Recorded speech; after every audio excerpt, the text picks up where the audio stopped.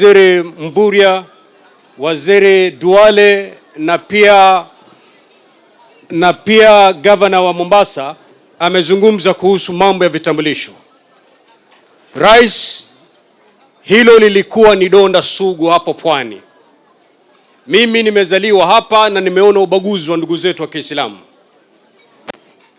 Mtoto wa Kimijikenda akienda tafuta kitambulisho na mtoto wa Kiislamu, mtoto wa Kimijikenda atapata kitambulisho chake haraka kushinda mtoto wa Kiislamu. Process zao ziko tofauti na Kenya ni moja.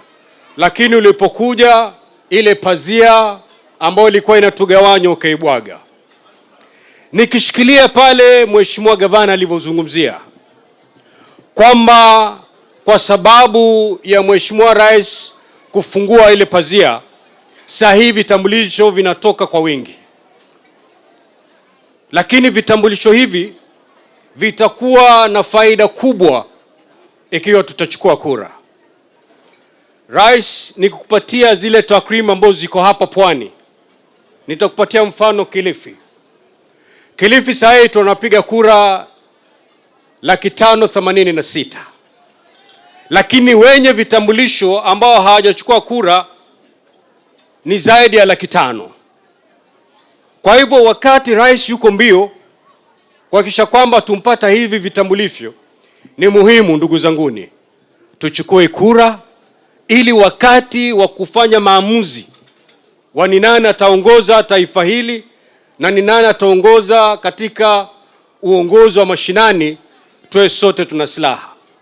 Kwa hivyo rais, mimi nataka nikwambie kwamba nimezungumza na ndugu yangu Mvurya na tumeafikiana kwamba tutaanza Lamu, tuje Tana River, tuingie Kilifi, tuje Mombasa, tuingie Kwale, twende Taita Taveta.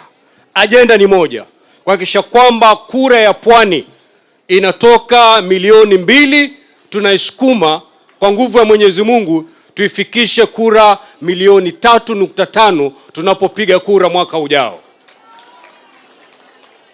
Na hilo litakusaidia pakubwa. Kama vile wenzangu walivyozungumza ni kwamba we are in the broad based government. Na kwa sababu wewe ndio kiongozi wa broad based government, mimi nataka nikuhakikishie kwa niaba ya hawa viongozi wenzangu kwamba pale kura ambayo ilikuwa inaenda kwa Raila hapa Pwani, ile kura sasa itaenda kwa William Ruto.